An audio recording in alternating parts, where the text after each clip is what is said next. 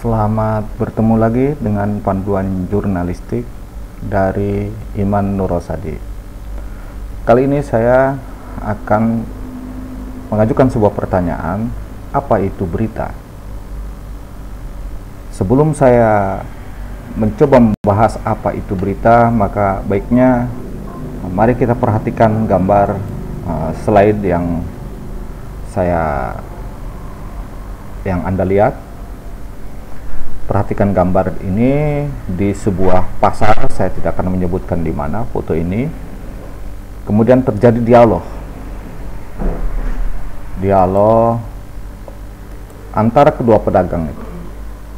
Dialognya seperti yang Anda lihat di layar. Pembeli itu mengatakan beli bawang merah setengah kilo. Lalu penjual memasukkan bawang merah karena memang sudah biasa, kemudian menakarnya setengah kilogram dan menyerahkannya ke pembeli, dan si pembeli menyerahkan uang 10.000. Karena sudah biasa, dia tidak menanyakan harganya. Kemudian si penjual, harganya naik sekarang jadi 19.000 per kilo. Pembeli kemudian menjawab, kemarin masih 10.000. Kata penjualnya, iya dari sananya, maksudnya dari sananya sudah naik. Ini dialog pertama. Mari kita lihat di dialog kedua. Dua orang teman bertemu. Isi dialognya saya lihatkan. Orang pertama itu mengatakan ada tabrakan tadi pagi. Orang kedua bilang, tabrakan apa? Belum dengar nih.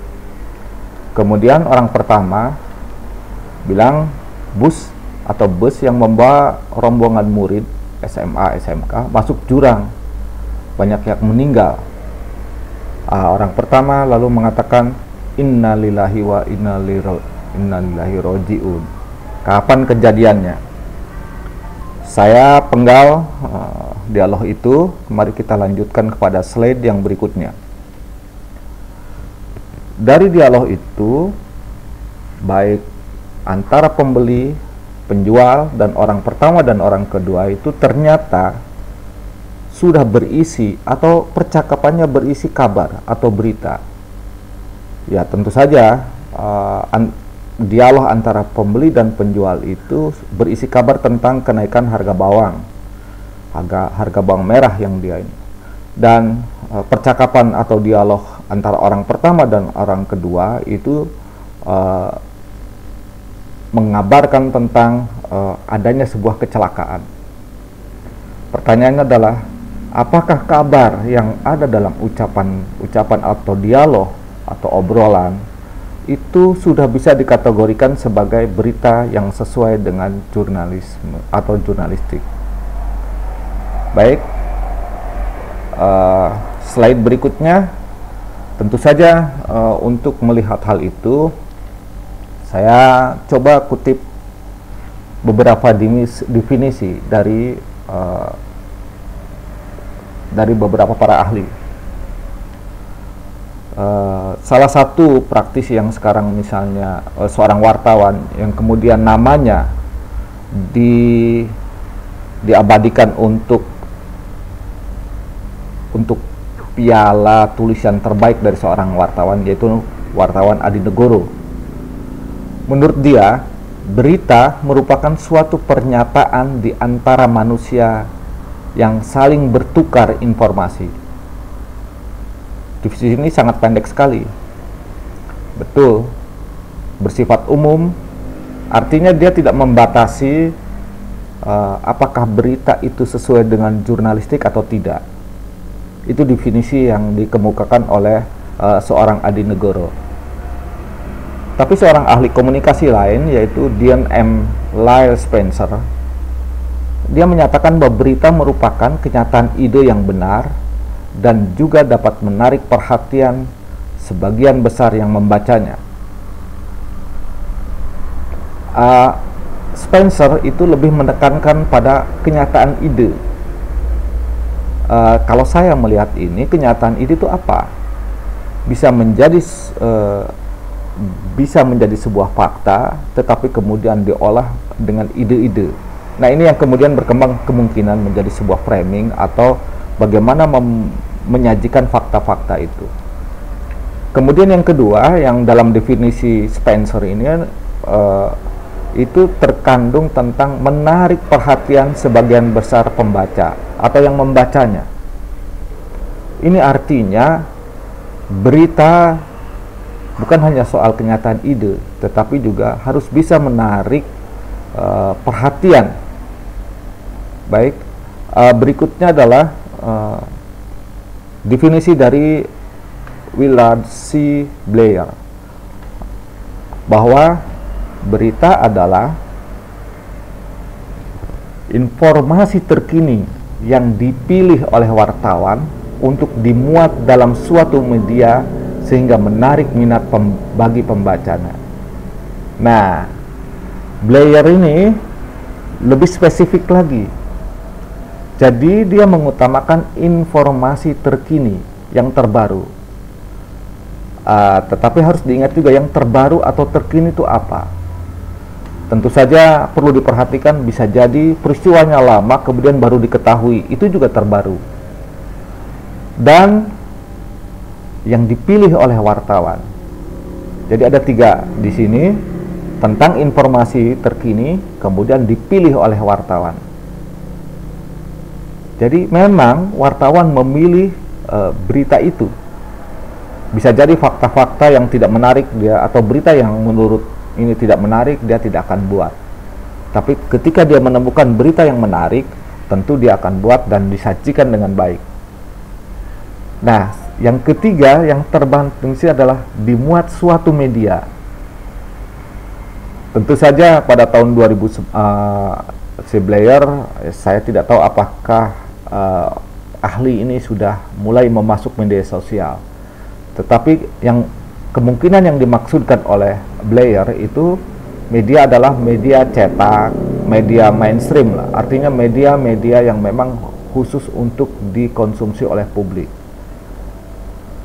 Kemudian syarat keempat adalah menarik minat bagi pembaca.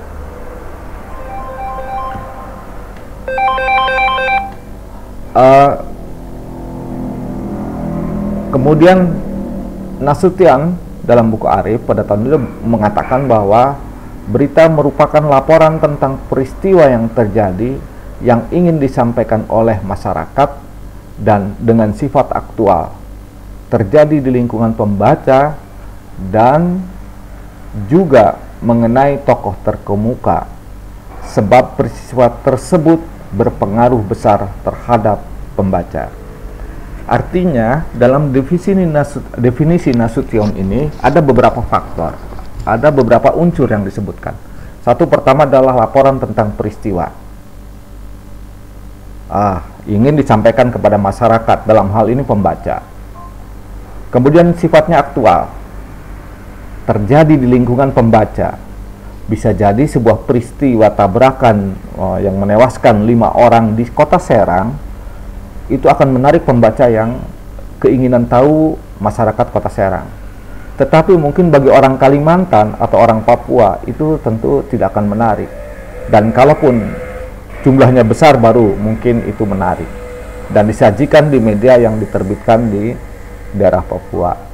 Tetapi untuk kota Serang misalnya, bagi masyarakat pembaca kota Serang tentu berita itu menjadi menarik dan bisa jadi menjadi headline di sebuah berita media. Dan Nasution menambahkan unsur mengenai tokoh terkemuka. Ini yang bisa jadi dia selebritis, dia bisa jadi seorang tokoh pejabat publik, bisa jadi dia tokoh agama dan sebagainya. Itu selalu menarik bagi para pembaca. Nah, semua itu bagi Nasution tentu adalah peristiwa-peristiwa yang disajikan itu berpengaruh besar terhadap pembaca. Berikutnya, dari definisi-definisi itu ada yang beberapa hal yang kita bisa lakukan. Artinya bisa kita kasih ciri-ciri berita itu apa. Yang pertama, suatu berita berisi informasi aktual dan terkini yang dianggap bermanfaat bagi khalayak umum. Yang kedua, isi berita dapat menarik perhatian masyarakat sehingga dalam penyajiannya membutuhkan teknik penyampaian tersendiri.